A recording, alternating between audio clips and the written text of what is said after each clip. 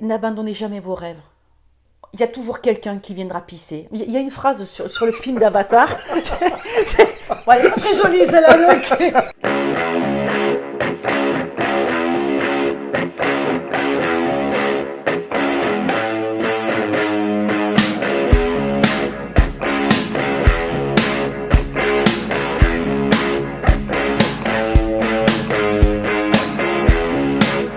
Bonjour et bienvenue sur cette nouvelle vidéo où aujourd'hui j'ai un immense privilège, un immense honneur d'être accueilli par la grande, l'extraordinaire, la majestueuse, la sublimissime Maïté Castaner.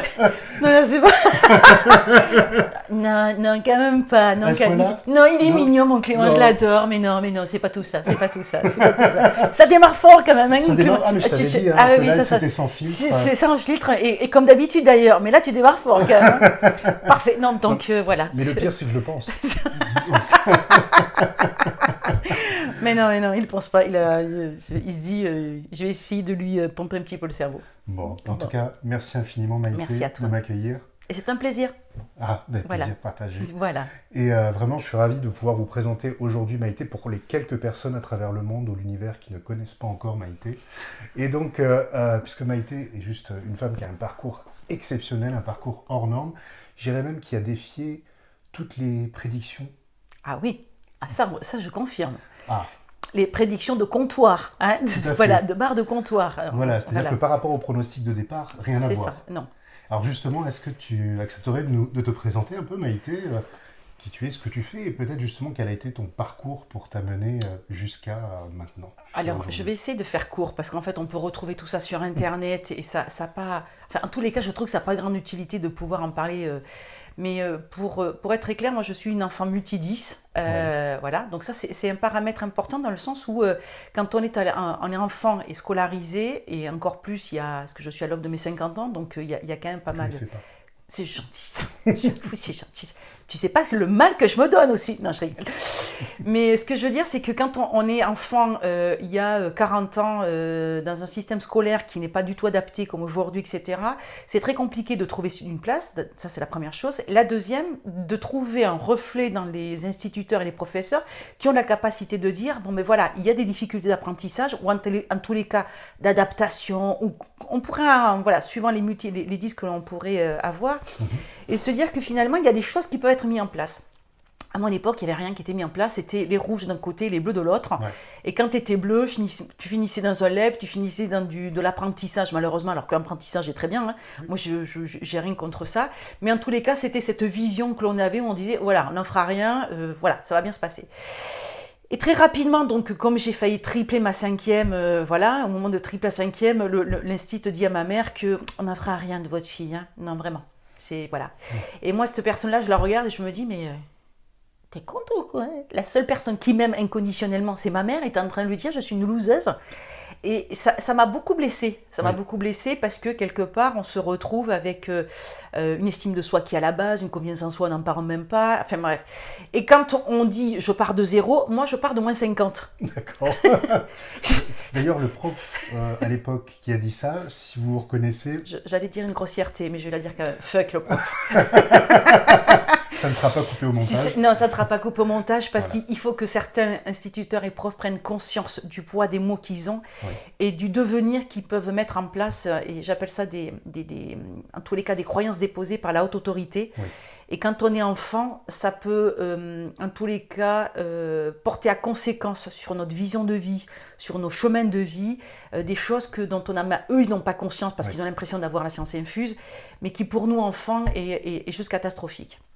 Donc voilà, donc du coup, pour un petit peu passer là-dessus, rapidement, je passe mon diplôme de secrétariat, puisque ma mère se dit, si elle est totalement demeurée, autant qu'on lui fasse faire un boulot manuel. Et là, je m'en vais faire, donc moi je voulais faire coiffeuse, parce que moi je voyais que toutes les coiffeuses étaient belles. Et moi j'avais un faciès extrêmement ingrat, étant enfant, si, bon. Mais que si. Et là je me dis, être coiffeuse, ça rend belle. D'accord. À 14 ans, c'est ce que tu te dis. Oui. Le lobe frontal n'est pas encore fermé, donc tu te dis, ça va bien se passer. Moi, le truc que je veux faire, c'est ça. Et là, mes parents décident que non. Non, finalement, non. Ma charge, en tous les cas, si je devais mettre une pierre à l'édifice familial, ça serait plutôt faire du secrétariat pour faire les devis. Mon père ayant une société de maçonnerie. Et c'est comme ça que je me retrouve à faire du secrétariat. Oui. Et j'apprends, parce qu'en fait, je trouve ça sympa finalement de gérer, parce qu'en fait, à l'époque, quand on faisait du secrétariat, on était vraiment secrétaire de direction. Oui. Donc on gérait la productivité, on gérait du social, du juridique, etc. Et là, je trouve ça, c'est fun. Et en fait, je trouve ça sympa et j'apprends vite parce que je suis dans un genre de vie ma vie. Tu vois. Oui. Tu es dans une boîte, mais tu n'es pas dans une boîte, tu as des études de cas toutes les semaines. Puis là, on te disait, bon ben voilà, on va te faire rêver, là, pendant 4 heures, tu vas chez ta race. Et moi, je me disais, oh, super. Et là, en arrivant, on te disait, tu fabriquais, par exemple, des boîtes de conserve, il fallait les stocker, combien te coûtait le stockage, le machin, et tu avais des employés, combien te coûtaient les charges sociales. Et moi, je trouvais ça marrant, je me disais, oh, ça me plaît. Parce qu'en fait, on avait donné du sens à mon apprentissage. D'accord, ça devenait concret. Ça devenait concret.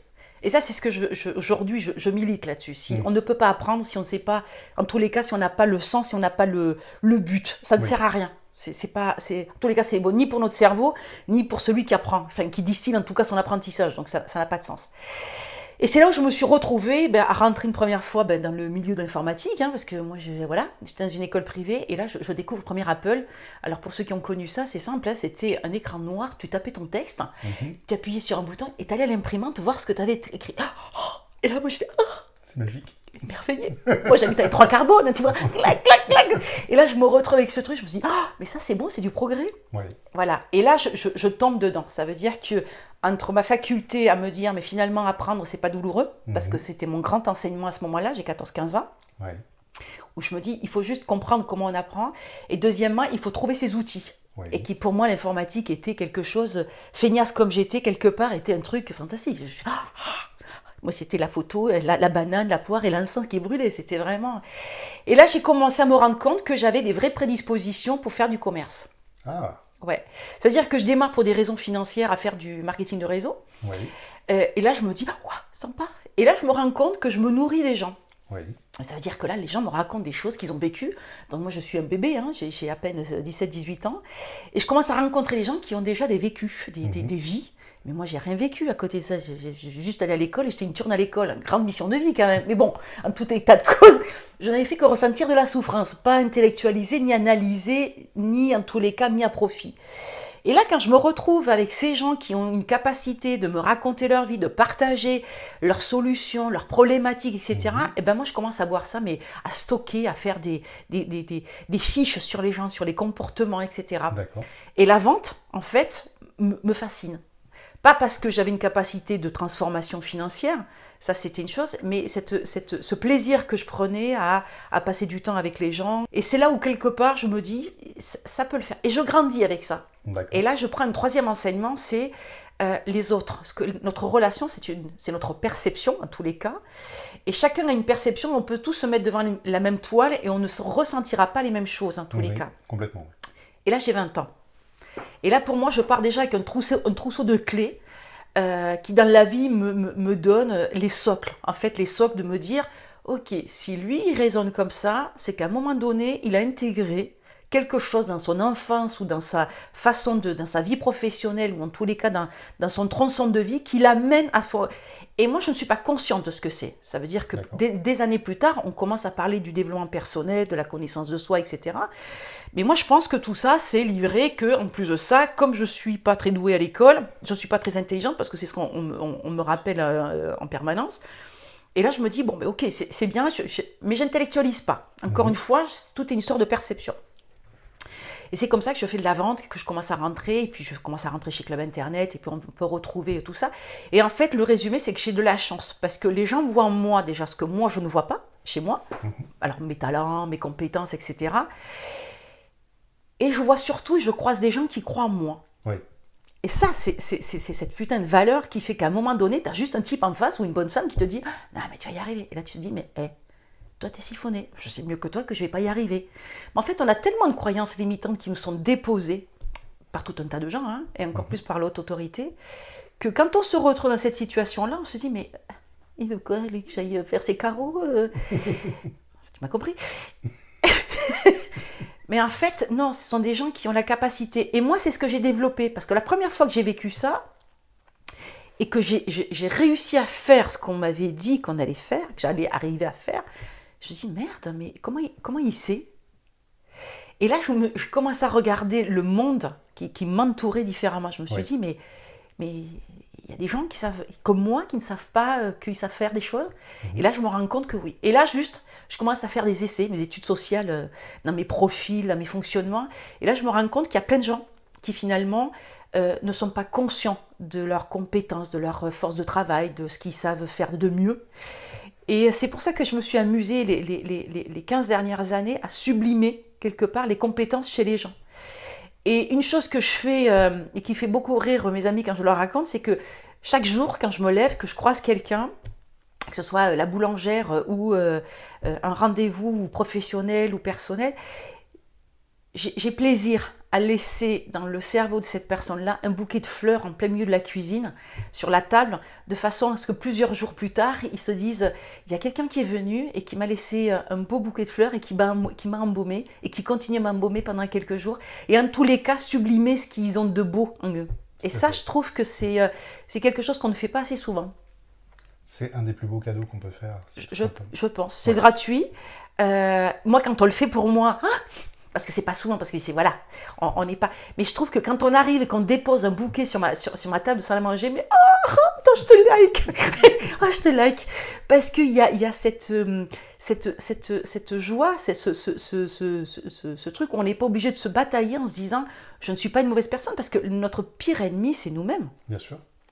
Et quelque part, on est tous les jours en permanence en train de batailler en se disant mais il ne faut pas que je dise ce genre de choses, il ne faut pas que je pense ça, je suis une belle personne, etc. Alors, arrivé à quelques années, on arrive à se réencoder parce que nos déclencheurs émotionnels permettent de pouvoir être remplacés et réencoder nos fonctionnements.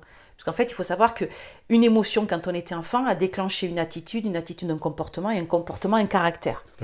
Quand les gens me disent « Ah, mais moi, voilà, je suis comme ça, je peux pas être autrement », je suis toujours émerveillée, je me dis toujours « Est-ce que tu leur dis que en fait, leur conscient ne fait qu'à peine 10-15% et que le reste, c'est leur inconscient, donc qui n'est pas absolument pas là-dedans, qu'il y a un deuxième paramètre, c'est l'ego, qui vient fouetter là, et faire son dragon au-dessus de nos têtes, et que en plus de ça, on se retrouve avec des déclencheurs émotionnels qui, un moindre mot, une odeur, ou chose comme ça, peut nous monter en charge émotionnelle positive ou négative, qui fait qu'en fait, on va fausser toute la machine. Complètement. Et ça, c'est ce que je m'éverte aujourd'hui à expliquer. Quand je fais des formations, c'est comment on s'encode et comment on arrive à réencoder pour vivre mieux. Parce que l'important n'est pas d'être mieux que quiconque. L'important, c'est que l'on soit une meilleure version de nous-mêmes. Exactement. Et qu'en tout état de cause, on soit soi-même. Tout à fait. Et si beaucoup de managers avaient ne serait-ce que conscience de cette petite pépite, mon Dieu, comment la vie de certains serait agréable et la leur avec. La vie de leurs équipes serait tout autre. On est entièrement d'accord. Et puis ils auraient une productivité et en tous les cas une qualité de vie autre. En tout cas, ce qui est bluffant, c'est que toi, cette prise de conscience, qui s'est fait, on va dire, progressivement, et en tout cas grâce à des belles personnes qui ont su t'apporter ces cadeaux, ces bouquets de fleurs dans ta vie, ont fait que tu as gravi les échelons d'une manière incroyable au sein de Club Internet dans un premier temps, pour ensuite devenir toi-même dirigeante. Alors oui, moi-même dirigeante, puisqu'à la sortie de Club Internet, je rachète Booster Game à l'époque à la barre des tribunaux de Paris. Donc c'était une agence que je faisais fonctionner à l'époque chez Club Internet, qui était spécialisée dans le trade marketing. Et très rapidement, je rentre comme DG et là, ma méconnaissance, mon manque d'expertise, parce qu'il faut savoir voilà, même si j'ai fait des jolies choses dans ce bas monde, et je ne dis pas des choses magnifiques, je dis des jolies choses, parce que pour moi, c'est quantifié comme étant des jolies choses. Les belles choses, c'est quand je laisse les bouquets de fleurs. D'accord. D'accord, voilà, pour qu'on puisse bien hiérarchiser. Mais quand je me retrouve à reprendre cette boîte, en tous les cas comme DG du groupe, je n'ai pas la compétence comptable, analyse des comptes, etc. Et moi, je m'en vais, je demande, je me dis, par un peu de bon sens, avant de prendre la décision, je voudrais un bilan. On me donne un bilan, je m'en vais voir un pote qui est comptable, pas expert comptable, et qui me dit, non, c'est bon, la boîte a l'air bonne. Je m'en vais dans cette boîte-là et 2 mois après, je me rends compte qu'on a un passif de quelques millions d'euros et que la boîte est totalement asphyxiée financièrement, qu'il faut faire un plan social et que je suis obligée de prendre la décision, en tant que DG, en tous les cas, de mettre en protection judiciaire la maison mère et les 3 filiales. D'accord. De là, on enclenche des plans sociaux, on fait plus de 400 licenciements à l'époque. pour moi, c'est très éprouvant parce que moi, je démarre. Hein, Oui. on appuie là-dessus, ça coule encore, on est d'accord. Hein. Pouf, comment ça, il faut licencier tout le monde? Oui, oui, oui. Ah, mais on ne peut pas licencier ça. Et moi, je me fais un point d'honneur à ne pas vouloir faire licencier ces gens-là par n'importe qui. Donc, je me dis, je vais licencier ces gens-là. Voilà, j'assume. J'assume. Bon, ça sera à refaire, j'assume pas du tout, hein. On Oui. est bien d'accord. Ça, tu le fais une fois dans ta vie parce que tu voilà, t'es pas très bien câblé, tu vois. Tes chakras sont pas alignés et tu sais pas du tout où tu vas. Parce qu'après, quand tu y vas, voilà. C'est comme le mec quand il te dit le désert, au fond là-bas, il y a une espèce de petit. Tu te marres, tu vas avoir de l'eau. En fait, c'est juste un mirage. Non, il n'y a pas. Et je me retrouve donc à faire le plan social, ce qui me vaut en fait pendant plus de 10 ans le surnom de Léon le nettoyeur. Ah oui, Oui. ça commence bien. Ça commence bien. J'ai une vie professionnelle qui, dans la vie à Paris, Oui, mon surnom c'est Léon le nettoyeur. d'accord. Bon. Alors il y a mieux à porter, oui, je suis mais d'accord, voilà. c'est- Alors en effet, ça ne faisait pas envie. Hein, Ouais. voilà, j'étais pas le genre de profil où on se disait oh, on va rigoler avec Maïté. Non, je n'étais pas amusante et je ne faisais rire personne. Mais ça a fait que quelque part j'ai pu racheter cette boîte derrière devant les tribunaux avec quelques salariés. On l'a fait délocaliser, on l'a restructuré et au bout d'un an, on est repassé rapidement en positif avec beaucoup d'huile de coude et des clients qui ont su nous suivre comme Microsoft, qui ont su dire ben voilà, si Maïté reprend, on suit. Et ça a été une chance, oui, non, je ne sais pas. Mais en tous les cas, la plus grande chance à ce moment-là et le plus grand enseignement, c'est que je me retrouve avec un administrateur qui lui me dit mais parce que je le faisais suer, hein, c'était vraiment le pauvre type. J'ai encore eu le bonheur de déjeuner, enfin de dîner avec lui il y a 15 jours et on s'est remémoré les bonnes années il y a plus de 15 ans et ça nous a bien fait marrer. Et ce gars-là, à un moment donné, me dit mais vous voulez pas racheter la boîte? Parce que bon, voilà, elle est en. Et je dis non, mais moi j'ai pas cet argent. Il me dit mais oui, bon, ça peut se trouver. Et là, moi, je découvre que Microsoft croit en moi parce qu'il me dit, ben voilà, moi, si tu reprends la direction de la boîte, tu la rachètes, je te suis. Que cet administrateur-là me dit, mais si vous savez, ben on fait. Et je me retrouve avec des cadeaux de la vie. Oui. Alors certains appellent ça de la chance, mais moi, j'appelle ça des cadeaux de la vie. Ça veut dire des gens qui croient en moi. Et moi, je suis là en train de me dire, je vais y aller ou je vais pas y aller? J'y vais ou j'y vais pas? Et là, tu commences à ne pas dormir quand même. Hein. Bien sûr. Et puis là, tu commences à avoir des encéphalinas intestinales foudroyantes, des insomnies, de la boulimie. Enfin, tu fais ce que tu veux, mais t'es pas bien. T'es pas bien du tout. Et là, tu te dis... Alors, t'as pas d'enfant à ce moment-là. T'as juste un chien et un conjoint. Mais c'est compliqué parce que tu vas hypothéquer la seule maison que tu as achetée. Oui. Enfin, bon, voilà. Tu mets tout sur le billot et tu te dis, bon, si on y va, on y va. Et c'est gros. Oui. C'est très gros. On n'est pas dans une taille de boîte où on se retrouve. Moi, 2 ans plus tard, je faisais 3700 bulletins de salaire. Tu vois, donc c'est du lourd. Oui, sacrée progression. Oui.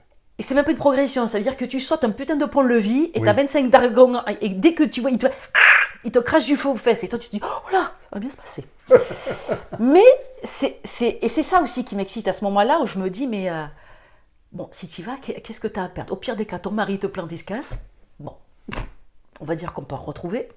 Le chien, de toute façon, il est obligé de rester là parce qu'il faut qu'il bouffe. Et au pire des cas, tu vas aller squatter chez des copines et des copains, ça va bien se passer. Et là, je décide réellement de me dire, j'ai rien à perdre finalement. Ouais.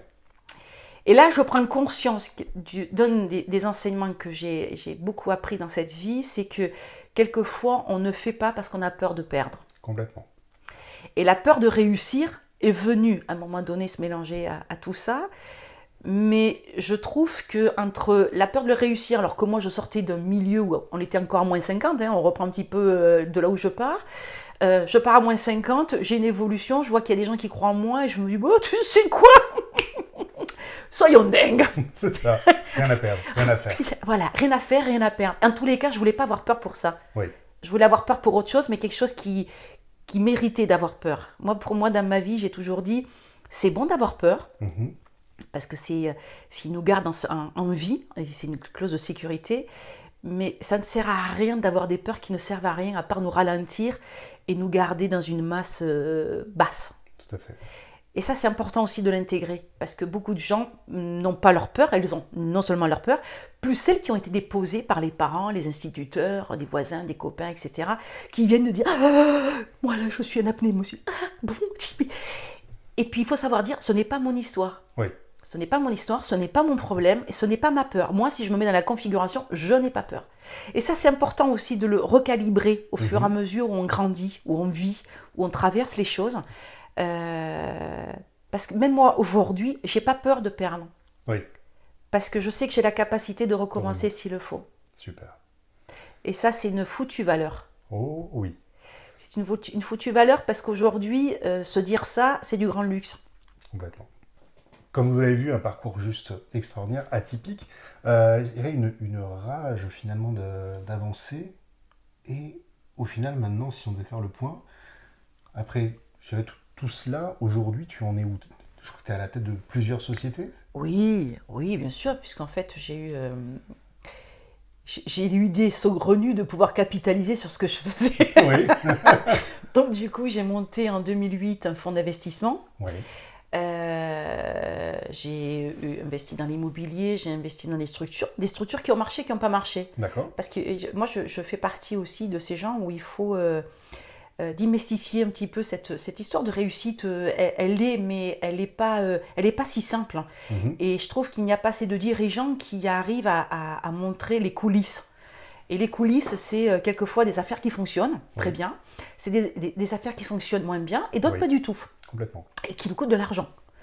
Et moi, j'en ai aussi à mon actif. J'ai des choses que j'ai pas réussi, des idées où je me suis dit ça va être super, et finalement, ça n'a pas fonctionné. Sinon, on est bien d'accord que c'est pas... Et je crois qu'il y a aussi ce moment de doute dont il faut parler quand on est dirigeant ou même manager, parce que aujourd'hui, pour moi, la comparaison, être manager un peu de haut vol, on est pratiquement dirigeant, parce qu'on a une BU à faire fonctionner, on a ces moments de doute, on a sa fameuse solitude qui revient reprendre un petit peu le pas. Et ça, c'est important de comprendre que c'est pour tout le monde. Oui, complètement. On a tous à un moment donné se dit, j'y vais ou j'y vais pas. Que ce soit la peur de perdre, la peur de réussir, ou notre clause de sauvegarde qui nous dit, est-ce que je dois réellement y aller, son instinct. En tous les cas, il faut l'écouter et il faut l'entendre. Tout à fait. Et ça, c'est ce que ne font pas certaines personnes et qui, à un moment donné, arrivent à perdre en fait tout ce qu'ils ont bâti, construit, voilà. Donc moi, en effet, mais le plus gros projet qui aujourd'hui m'anime et que je trouve sympa, c'est le CNIP, c'est le Centre National d'Innovation Pédagogique, qui est un centre de formation qui est basé sur les neurosciences, puisque moi, depuis plus d'une dizaine d'années, je fais des recherches là-dedans, et c'est quelque chose qui me passionne. Alors déjà, j'avais visiblement commencé, il y a plus de 20 ans, à faire mes études de profiling et de comportement des gens. Et quand je tombe sur les premiers prémices, en fait, puisque les neurosciences ont une vingtaine d'années, moi, quand je tombe sur les prémices de neurosciences, je dis je te like. C'est là. Enfin, c'est ça. comprend. Et c'est ça. Et là, moi, je me sens foudroyée par un savoir et un assemblage de pièces où je me dis, mais finalement, il y a les psys, il y a le côté médical, et puis il y a notre fonctionnement de tous les jours qui aujourd'hui prend forme dans notre apprentissage de vie et qui est à la portée de tous. Oui. Et moi, ça, j'ai trouvé ça fabuleux. Ça veut dire que comprendre, parce que moi, je faisais partie de ces gens-là, quand j'ai passé mon permis, la bonne femme, à un moment donné, pour citer que cet exemple, arrive et me dit, mais tu comprends pas qu'il faut embrayer? Ben non. Non, je comprends pas. Non. Pourquoi on va sur la Lune et je suis obligée d'appuyer sur une pédale pour faire passer un levier à l'époque? Parce que tu as des boîtes auto, là. Ah ben oui, moi j'ai des boîtes auto. Alors je vais te dire que... non, je ne veux pas. Et quand je m'en vais en louer une, je dis, ah non, t'as le moteur gueulé, parce que derrière, je dis, ah merde, c'est vrai, il faut passer la vitesse. Mais ça en faisait partie. Ça veut dire que, pour moi, c'était... voilà, c'est une évidence même que chaque individu puisse croître, grandir personnellement et professionnellement, et que son savoir ne soit pas détenu par quelqu'un qui décide ou pas s'il a accès à ça. Voilà, pour moi, ça a été une vraie révolution de vie. Alors justement, il y a une phrase, en tout cas, que je dis régulièrement, c'est que je pense que le bonheur, l'épanouissement sont les plus grands leviers de la performance. Oui. Selon toi, justement, quels ont été ces leviers, ces bonheurs, cet épanouissement qui ont été les déclencheurs? Alors, moi, mon épanouissement et mon déclencheur, tout le monde te dira, moi j'ai eu des enfants, j'ai eu une vie de couple extraordinaire. Moi, j'ai eu une vie de famille qui a été magnifique, en tous les cas. J'ai aujourd'hui une autre vie de famille qui est différente, avec deux petits garçons qui sont ma vie. Mais ce qui a fait, moi, mon épanouissement, c'est avoir le sentiment tous les matins de me lever de partir avec un seau et une pelle et aller dans le bac à sable où tous mes copains étaient là-bas. Et on construisait, suivant les jours, le château de Martine ou de Marcel, ou le château de nous tous. Mais en tous les cas, il y avait cette façon, enfin, ce truc qui m'animait, par passion ou pas par désir. Mais bref, quel que soit le motif, mais en tous les cas, ça, c'est ce qui m'a, tous les cas, animé. Le jour où je n'étais plus animée, Oui. je partais. C'est-à-dire qu'il fallait qu'il y ait un côté ludique, un côté fun dans ce que tu faisais. Un côté fun, un côté constructif, un côté partage, un côté pierre à l'édifice, un côté social. Je ne saurais pas te dire le nombre en tous les cas, de sentiments ou de buts qu'on pourrait y mettre dedans. Moi, tout ce que je sais, c'est que si ça m'anime pas de bras, pas de chocolat. D'accord. C'est pas, c'est horrible hein, d'ailleurs, hein, parce que moi j'avais une amie qui maintenant est partie de cette terre, mais qui était beaucoup plus âgée que moi. Elle avait presque l'âge de ma mère. Et quand elle me voyait, elle me disait: qu'est-ce que tu fais? Moi j'ai toujours peur que quand tu arrives, que tu me dises que tu es médecin. Ah bon? Pourquoi? Ah moi je suis sûre que tu vas rangueil d'embauche. Hein. Mais non, tu sais bien que j'aime pas le sang. Eh ben heureusement que t'aimes pas le sang, parce que je suis sûre que je te retrouverai chef de cardio, tu seras en train d'opérer, et moi ça me ferait flipper. Et c'était avec beaucoup d'humour qu'elle disait ça, parce qu'elle disait, voilà, tu as la capacité de faire ce que tu veux quand tu veux. Oui. Et c'était vraiment ça. Ça veut dire que si ça m'animait, mais j'étais capable de décupler, mais ça, on est tous pareils, hein. Ce n'est pas plus chez moi que chez n'importe qui. On est tous pareils. Ça veut dire que quand on trouve une mission qui nous anime, oui.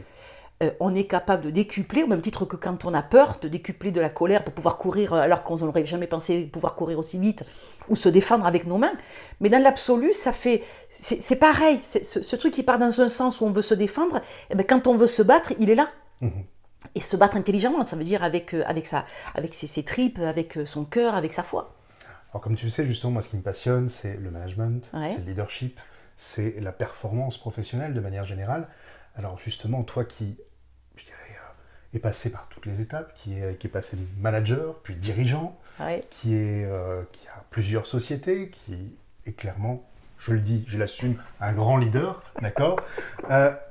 Quel est justement le conseil que tu pourrais donner, même si tu en as déjà donné beaucoup, mais le conseil que tu pourrais donner pour pouvoir dire aux managers, aux dirigeants, d'animer leurs équipes, en tout cas de leur donner envie, leur donner les moyens de se transcender et de performer. Je vais dire quelque chose que je n'ai jamais dit, ni sur des interviews, ni sur... Voilà, je vais vraiment partager un truc. On a une exclusivité. Ouais, on a une petite exclusivité parce que je pense qu'elle a le mérite d'exister et elle va prendre beaucoup de sens si tu as vraiment cette style de manager qui va prendre beaucoup de sens pour eux. Moi, je n'ai jamais fait d'école de management. Moi, j'ai appris sur le tas, j'ai appris avec des gens qui étaient bien, extraordinaires, moins bien et totalement médiocres. Oui. Voilà. Donc, ça a donné pour moi une référence de ce que je ne voulais pas être. De ce que Ça marche bien aussi. Ah non, ça marche bien, ça marche très bien. Ça marche très bien. Et de ce que je voulais, quelque part, ce qui m'inspirait, je me disais, ah, ça c'est bien quand il fait ça, moi, sur moi, ça me va bien. Voilà. En tous les cas, c'était dans mon alignement. Moi, j'ai eu des gens qui ont eu de grosses boîtes, hein, des dirigeants de grosses boîtes en Haïti, qui me disaient, Maïté, t'es pas un bon manager. Et chaque fois, je leur posais la question, je leur disais, mais ok, j'entends, il y a sûrement un meilleur manager que moi. J'ai dit, mais toi, c'est quoi? Ah, mais moi, j'ai fait l'école HEC, management, etc. Et moi, si tu veux, je me retrouve, j'ai 30 ans, la première fois que j'entends ça, je me dis, oh, merde, lui, il est intelligent, il est allé à l'école, moi, non. Je me dis, oh, merde. Et moi, je commence à me dire, peut-être qu'il faut que tu ailles faire HC, parce que quelque part, voilà. Parce que je me retrouve très tôt hein, à manager. Moi, j'ai même pas, la première fois que je manage, moi, des commerciaux, j'ai pas 19 ans. Oui. J'ai 35 commerciaux que je manage dans une usine que je monte avec un autre poteau où on se dit on va faire des ronds et voilà. Et c'est comme ça qu'on commence à vendre des produits d'entretien et du papier toilette en porte-à-porte sur toute la région toulousaine. Mais dans l'absolu, moi, j'ai pas fait. Et là, je prends conscience que visiblement, j'ai des carences. D'accord. Je m'en vais voir à l'époque mes responsables, je leur dis, je pense qu'il faut que j'aille faire une formation de manager. Et là, tous me regardent et me disent, ah non, pas du tout. Ah bon, pourquoi? Ah non, tu ne fais pas de... Donc, tu continues comme ça. Je dis, mais vous avez fait. Et moi, je prends ça en me disant, oh, putain, c'est des crevards, quoi. Les mecs, ils sont rats-dessous à pas vouloir me payer une formation de management, alors que eux, ils ont fait ça, ils ont fait une école de management, etc. Je comprends pas à l'époque. Ouais. Mais c'est d'une putain de forme de bienveillance que je remercierai toujours. C'est la bienveillance de ces gens-là, parce qu'ils savaient que si je rentrais dans les rangs, j'allais détruire toutes mes bases en tous les cas et tout ce que. Mais moi, je ne sais toujours pas ce que je sais faire de mieux qu'eux. Oui. Parce que eux savent que quelque part, il y a quelque chose que je sais faire que eux ne savent pas faire. Et très rapidement, je me rends compte de ça. Et pour la dernière fois que j'entends ça, c'est pas vieux, il y a 7-8 ans, on me dit, mais Maïté, tu n'es pas un bon manager. Je dis, très bien, quelle est ta définition du bon manager? Et il me dit, c'est quand les équipes suivent. Très bien. À l'époque, ce gars est DG chez moi, et je suis présidente de la boîte. Et je dis, va voir tes équipes et dis-leur que ce soir, il y a nocturne.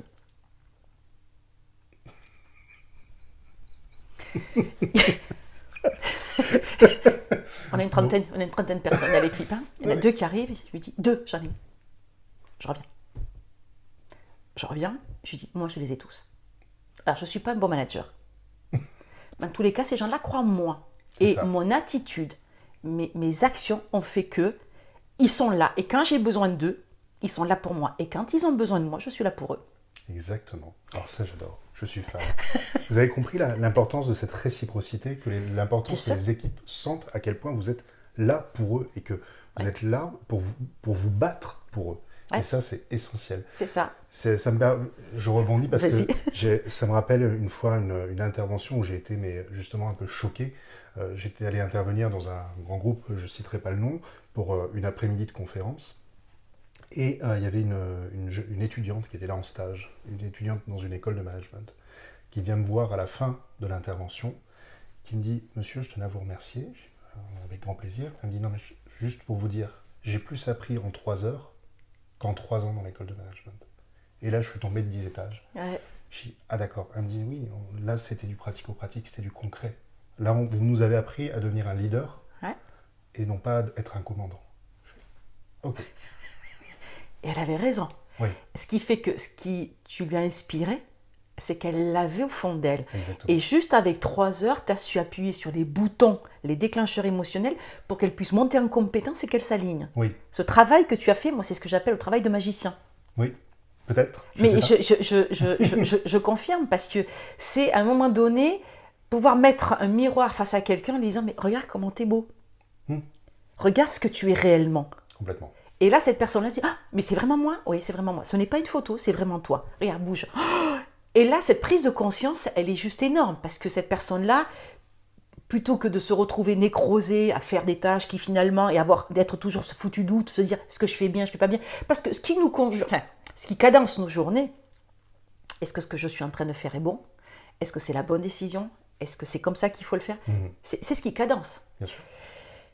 Moi, j'ai eu beaucoup de chance. J'ai découvert très très jeune l'outil qui permet de pouvoir répondre à ça. Et quand je dis très très jeune, je suis chez Club Internet, donc j'ai 20 et quelques années. Et là, je me dis, mais on est dans une boîte, je vous le rappelle, c'est des startups, il y a des budgets de partout, on fait partie du groupe Lagardère, tout le monde fait comme il peut, ce qu'il a. Open bar, et puis en plus de ça, il y a des mecs qui arrivent, soi-disant, ils sont hyper intelligents quand tu discutes demi-heure avec, tu dis, oh non. On m'a fait dire qu'il était intelligent. Et là t'as ta déesse intérieure là, qui s'effondre et se fout sur le banc. J'attendais pour qu'il me sauve. Non, il te sauvera pas. Il te sauvera pas du tout. Et méfie-toi, parce qu'en plus de ça, comme il est mauvais, il va essayer de te niquer. Ça va faire bim bim sur les tibias. C'est plus simple de rabaisser les autres que de s'élever soi-même. Exactement, exactement. Et moi, je me suis retrouvée donc à vivre ça. Mais pour moi, la clé que j'ai bien développée, que j'ai commencé, c'est quand je ne savais pas, quand j'étais dans le doute et que je n'avais autour de moi personne pour pouvoir m'inspirer ou me donner un axe de travail, je me disais toujours, si toi, tu avais un responsable, qu'est-ce qu'il ferait? Oui. J'ai toujours travaillé un petit peu, vécu dans ce modèle de schizophrénie qui va bien, que je duplique, il y a foison, puisque je le partage à tous les managers que je forme. C'est, voilà, tu sais pas quoi faire. Si toi, tu étais le manager du haut, qu'est-ce que tu aimerais entendre et qu'est-ce que tu aimerais recevoir? Parce qu'en fait, les réponses, on les a tous à l'intérieur de nous, ça c'est pour commencer. Et deuxièmement, si on est là, il ne faut pas rêver, on peut être le cousin du cousin, mais à un moment donné, ça chimbre. Donc si vous avez passé les 6 mois de période d'essai, c'est que quelque part, vous avez quand même un peu ce qu'il faut. A priori, il y a les bases. A priori, il y a les bases. Il faut juste aller les chercher maintenant. Voilà. Voilà. Parce que sinon, la période d'essai, vous la passez pas. Les 3 mois, c'est merci, au revoir, il faut y aller. Hein, on est aquaponé et il y a la licorne qui attend derrière pour la session suivante. Donc, une fois qu'on a passé ces 6 mois-là et que même si on est arrivé là par chance, par tout ce qu'on veut, eh ben on sait que finalement, à l'intérieur de nous-mêmes, on a les réponses et on a les bonnes réponses. Oui. Donc, il faut se faire confiance. Alors, se faire confiance, c'est vite dit. Moi, je dis toujours, il y a des gens qui parlent comme des livres, et quand on parle de sortir sa zone de confort, la confiance en soi, etc., t'entends parler tous ces conférenciers, puis alors tu te dis, ah, putain, mais le mec qui a vraiment besoin, il se dit, je suis encore plus con, parce qu'en fait, ils sortent de la conférence, c'est ça, je suis encore plus con que ce que je suis rentré. Moi, ce que j'aime bien, c'est que quand on me donne des outils, alors j'ai un mode d'apprentissage un peu basique, mais la confiance en soi, c'est quelque chose qui va se construire jour après jour, minute après minute, action après action, où tu vas te rendre compte que finalement, je ne me suis pas fait péter les dents, on est dans bonne chose. Et à partir de là, tu vas pouvoir commencer à générer de la confiance en soi et donc faire monter ton niveau d'estime de soi. Complètement. Et sinon, c'est pas parce que tu vas sortir pendant 21 jours de ta zone de confort que... Non, parce que c'est comme ça que c'est vendu. Oui. Moi, ça me pose un problème éthique, on est bien d'accord. Voilà. On ne citera aucun livre ni... Non. Si je les ai lus. Oui, moi aussi. Voilà. Et là, tu te dis... Le type, s'il ne s'est pas pendu à la fin de ce bouquin, c'est qu'il est pas mal. Il y a encore des restes, on peut le sauver. En fait, finalement, le développement personnel, ça serait plus, quand je t'écoute, du dépouillement personnel. C'est enlever finalement les couches en trop. Ouais. Pour revenir à la base. J'aime beaucoup ton image, que je vais garder, que je réutiliserai, mais en effet, alors je dirais presque comme un foutu poisson qu'on vient de pêcher, écaille après écaille. Il faut prendre une foutue pince et se les arracher, hein, vraiment, parce que c'est pas des petites pétales ni quoi que ce soit, hein, on est bien d'accord, on se trompe pas, hein, on est vraiment sur... Et là, c'est s'arracher quelque part cette carapace qui quelquefois même arrive à repousser. Il y a les réminiscences. Exactement. On arrive à retomber sur ces anciens schémas. On arrive parce qu'à un moment donné, il y a quelque chose qui brille, qui fait que ça ne se passe pas comme prévu. Et le cerveau, lui, se dit, ça ne marche pas comme prévu, revenons à l'ancien. Et on revient à l'ancien. Et ça, c'est plus compliqué parce qu'après, il met en place des mécanismes de défense qui fait que pour aller chercher, c'est compliqué. C'est un peu comme quand on arrête de fumer avec l'hypnose. 1 fois, 2 fois, 3 fois, ça devient compliqué. 5 fois, là, il faut arriver au thérapeute en lui disant, je vous préviens, ça fait 5 fois, venez le torturer et il s'est bien planqué. Et là, je préfère vous dire, il y a du grillage de partout. Et là, il y a des bombes lacrymogènes qui vont péter. On est bien d'accord, man? Vas-y, je te laisse mon cerveau. Moi, c'est ce que je dis au dernier, là, il y a quelques semaines, quand je suis allée fumer, à vouloir arrêter de fumer, 5 fois, je lui dis, là, je vous préviens, là, il faut y aller. Et puis, on sort le bazooka. On pète. Ok. Et c'est pareil. Bien sûr. Avec, j'irai justement tout ce parcours, on voit que tu as cette envie tout le temps de te lancer des défis. Oui. J'irai de vivre véritablement avec passion tout ce que tu fais. Oui. Alors justement, quels sont maintenant tes prochains défis, en tout cas tes défis actuels et les prochains défis? Mes prochains défis, ils sont... Alors, d'une part, j'ai ouvert le Centre international de l'Ikigai, qui pour moi est très important parce que j'ai passé pratiquement les 3/4 de ma vie à me dire, mais je dois faire quoi? Je suis venue faire quoi? C'est ces questions existentielles que l'on a. Et chaque fois que je disais ça à quelqu'un, tout le monde disait « Ah, c'est pas grave, avance !» Voilà, c'est comme quand t'as le moral à zéro, t'as toujours un copain qui est assez con pour te dire « Ah non, c'est bon, viens, on va aller bouffer au resto, ça va passer. » À quel moment ça a du sens? Non. Ouais. Je suis en train de te dire, j'ai mal. L'autre, il te dit, ah non, ça va passer. Et le problème de trouver son chemin de vie, c'est un peu pareil. Ça veut dire qu'on est dans des modes de survie, hein, quand on arrive, quand on démarre dans notre carrière professionnelle, etc. On grandit. Le temps passe, on fait notre cellule familiale, on s'impute des coûts financiers qui on pense que ça nous permet d'exister, mais en fait finalement ça nous fait que juste nous faire une prison dorée sur des postes ou des qualifications qui font que, et ça c'est quelque chose que je n'ai jamais voulu, en tous les cas, rentrer dans cette dépendance-là. C'est-à-dire que même quand j'ai eu gagné beaucoup d'argent, j'avais un rythme de vie qui me permettait demain matin de pouvoir me dire si ça ne me va pas, voilà. J'ai toujours le choix de choisir ma vie. Et ça, pour moi, c'était un luxe de pouvoir choisir ma vie. Mais dans l'absolu, voilà, c'est le centre de l'Ikigai, c'est vraiment quelque chose pour moi qui est important parce qu'il y a plein de gens qui sont là à errer. Alors, on a des burn-out, on a des burn-out, on a des bore-out. Mais dans l'absolu, on a juste des gens qui ne sont pas à leur place. Oui. Et que socialement, moi je me souviens d'un temps, il y a encore 30 ans en arrière, que tu rentrais dans un job, 3 semaines après il ne te plaisait plus, tu te cassais, tu allais en trouver un autre. Aujourd'hui, c'est pas possible. T'es rentré, t'as affiché socialement à tous tes copains, à toute ta famille que t'avais un job, etc. Ah mais tu peux pas dire que tu t'en vas dans 3 semaines, tu te prends pour qui pour lâcher un job? On n'est plus dans la même culture d'entreprise, dans la même façon de fonctionner. Et ça, c'est problématique, parce qu'en plus de ça, on est façonné comme ça. Hein. Ça veut dire que depuis plus de 50 ans, on façonne l'employabilité française. Alors, quand je dis française, elle est européenne, hein, parce qu'on est un peu dans le même acabit. Ça veut dire que dès le primaire, on façonne des enfants, des collégiens, des universitaires, etc., des lycéens, pour leur dire, voilà, non, il ne faut pas être comme ça, il ne faut pas être créatif, parce qu'on te demande de faire des maths de cette façon-là, on te demande de faire du français de cette façon-là, et si tu ne les fais pas comme ça, c'est l'amende. Tu as le stylo rouge qui sort. Et le problème, c'est que quand ces gens-là sortent de l'université et rentrent dans une vie professionnelle, la première chose que te dit ton nouveau manager, c'est tu sais quoi, man, on a toujours fait comme ça et c'est pas toi qui vas venir révolutionner le monde. Hein. Ok. Et là, c'est fini. Dernier coup de sabre, il est passé. Parce que toi, tu as espoir que dès que tu vas sortir de ce foutu cursus scolaire où tu te sens juste extrêmement bridé, quand tu vas arriver dans la vraie vie, là, ça va changer. Et là, dans les 3 semaines qui suivent, t'en as un qui va te balancer la foutue phrase, qui va juste plomber toute ta putain de life. Parce que là, tu vas te retrouver à te dire « Ah, non, en fait, je suis toujours dans la mare. Oui, avec une paille. » On te laisse juste de quoi respirer. Donc, on se retrouve avec des gens qui arrivent, dans ce que j'appelle l'employabilité, et on se retrouve avec des patrons qui, eux, cherchent des gens qui sont créatifs, qui ont une vision, qui ont l'intelligence collective, l'intelligence émotionnelle, qui savent manager, etc. Enfin, voilà, nous, on cherche ça. Et en fait, ce qui sort de la machine, c'est pas ça. Non. Et le problème, c'est qu'on continue. Non, il faut continuer parce qu'on ne va pas faire des changements quand même. Non. Ça serait compliqué. On a tellement l'habitude de faire toujours pareil. Ah oui, et puis c'est tellement plus simple de faire comme d'habitude que de faire autrement, que voilà. Donc du coup, on se retrouve avec des contraintes d'employabilité, avec des gens qui savent faire bien leur métier, donc ce qu'on appelle des hard skills, mais qui derrière ne savent pas travailler le soft skill. Voilà. Et un manager, c'est un vrai manager, pour moi, par définition, c'est pas quelqu'un qui a fait HEC, c'est quelqu'un qui va savoir s'adapter et qui, sur une équipe de 15 à 20 types, bonne femme, il va savoir gérer, il va savoir aller donner la béquille de ce que chacun va avoir besoin pour se sublimer, grandir et aller rechercher. Ça veut dire que moi, j'ai toujours, et ça, je le faisais depuis plus de 20 ans, je ne suis jamais allée demander à quelqu'un qui est un peu autiste, qui adore les chiffres, qui adore manier du fichier Excel, lui dire, tu sais quoi, tu vas passer au phoning, toi. Toi, aujourd'hui, c'est ton jour. Je vais te faire chier et je vais te passer au phoning. Tous les jours, tu vas décrocher ton foutu téléphone et tu vas appeler du client. Le type, il est à charge émotionnelle, il meurt. Bien sûr. Et au même titre que celui qui, lui, téléphone, fait plaisir, si tu lui expliques qu'il va falloir qu'il aille gérer des chiffres, mais il ne peut pas.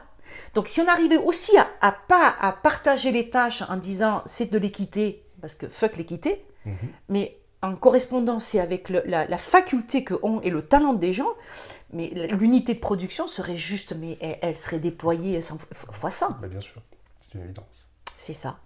Si tu avais un dernier conseil amical, imaginons que tu es face à toi un jeune qui démarre sa vie professionnelle, qui a été bridé pendant des années, qui se retrouve maintenant à devoir se dire, bon ben voilà, je vais commencer ma carrière, mais il s'imagine avec des plafonds de verre de 15 mètres d'épaisseur au-dessus de sa tête. Si tu avais un conseil amical à lui donner pour qu'il démarre sa carrière. J'en aurais plusieurs. Ouais. J'en aurais plusieurs. La première, c'est de l'éducation. L'éducation, c'est ce qui, à un moment donné, donne le frein et qui crée un plafond de verre dans toute ascension sociale dans une société. On ne passe pas manager, on ne passe pas responsable si on n'a pas de l'éducation. Et quand je dis éducation, c'est du savoir-vivre, du savoir-être. C'est impératif. Moi, je peux dire aujourd'hui des grossièretés comme vous venez de les entendre. Ça fait partie de mon charisme, ça fait partie de ce que je suis. Et ça me permet aussi de vous faire comprendre qu'il y a des messages qui passent et qui passent sainement. Quand on est dans un environnement professionnel, on a besoin de ce premier socle-là. Le deuxième point, c'est être soi-même. Parce que si on est éduqué Essentiel. et on est soi-même, on a en tous les cas l'essence même de notre personnalité. Oui. On est ce que nous savons faire. Et le troisième point, c'est n'abandonnez jamais vos rêves. Il y a toujours quelqu'un qui viendra pisser. Il y a une phrase sur le film d'Avatar. Ouais, elle n'est pas très jolie, celle-là. Elle n'est pas très jolie. Je la valide, j'adore, je suis fan. Il y a toujours quelqu'un qui viendra en fait vous pisser dessus et en faisant croire qu'il pleut. C'est ça. Voilà.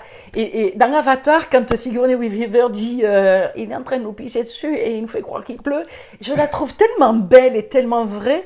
Mais nom de Dieu, oui. Parce que lui, comme il pleut dans son cœur, il pleut dans son cerveau, il ne veut pas que les autres puissent à un moment donné s'ensoleiller. Mhm. Et quand je dis ça, sachez bien que la personne dont je vous parle là n'a pas un fond méchant. Hein. Non. Il est la conséquence, il est la somme des gens qui fréquentent, des 8 personnes qui fréquentent. Il est la somme de tout ce qu'il a cumulé, Ouais. de son enfance, de son éducation scolaire, de son éducation professionnelle, etc. Et tout mis bout à bout, pour peu qu'il soit pas bien managé lui aussi. Et moi, je dis toujours, un bon manager, c'est quelqu'un qui sait manager en descendant et en remontant. Oui. Si on ne sait pas manager son responsable, ça ne sert à rien de prendre les coups pour tout le monde, ça n'a pas trop de sens. Le tout, c'est de aussi évangéliser en remontant. Bien sûr. Mais surtout, n'abandonnez pas vos rêves et ce que vous voulez être. Et la dernière chose que je dirais, et ça je dis toujours dans mes formations, c'est si quelqu'un vous inspire, c'est qu'au fond de vous, vous avez ça. Sinon, ça ne vous parlerait pas. Moi, personnellement, je ne me suis jamais inspirée. Moi, quand Michel Sarra me dit toujours ouais, l'avion et tout machin, je le regarde, pourquoi il parle d'avion? Et là, je me dis, c'est parce que moi, ça ne m'inspire pas. Bah oui. Ça ne m'inspire pas. Donc, ça ne me parle pas. Et quand il m'en parle, je n'entends pas. Je ne comprends même pas l'émotion qui peuvent remonter, qui monte de son bas-ventre, par son cœur, sa gorge, et qui vont éjaculer sur son cerveau. Je ne comprends même pas ça. Par contre, moi, tu me parles d'un PC, d'une nouvelle technologie, je vais avoir ça qui monte. Voilà. Parce que quelque part, c'est mon truc. Donc ça, c'est important aussi de se dire qu'il y a des choses comme ça, basiques, rudimentaires, qui font qu'elles sont à la portée de tous, et ça permet d'avancer plus rapidement et plus sereinement. Merci infiniment. Oh, avec grand plaisir. Toutes ces clés. Merci infiniment pour. En plus, on a eu droit à une exclusivité. Waouh, j'en suis fan. Non. Mais... Elle était mignonne. Je pense que je trouve qu'il était temps de la partager, celle-là aussi. Je l'avais oubliée. Eh ben... Tu me l'as fait remémorer. Là, elle est belle et je suis ravie de te l'avoir fait. Eh bien, écoute, dans tous les cas, moi, je suis ravie de la partager sur ton canal. Ça, c'est clair. En tout cas, merci infiniment. J'espère que toutes les pépites que vous aura partagées Maïté lors de cette interview vous sera des plus utiles. Moi, je trouve que Maïté est vraiment une personne extrêmement inspirante. Elle a un parcours qui justement montre à quel point il ne faut surtout pas se faire limiter par les limites des autres. Ne vous faites pas limiter par les limites des autres et apprenez finalement à aller chercher la pépite qui est en vous, à aller enlever les couches qui sont en trop pour pouvoir vraiment chercher ce qui est votre ikigai, finalement, votre chemin de vie, votre chemin de vie, votre raison d'être, et de créer une vie qui vous ressemble. Et encore un immense merci, Maïté. Merci à toi. Pour ce moment partagé. Et encore une fois, les amis, je vous dis à bientôt pour la prochaine vidéo. Et surtout, je vous remercie encore une fois de faire partie des personnes qui font en sorte que le bonheur au travail soit le plus grand levier de la performance. À bientôt. À très bientôt et merci. Merci.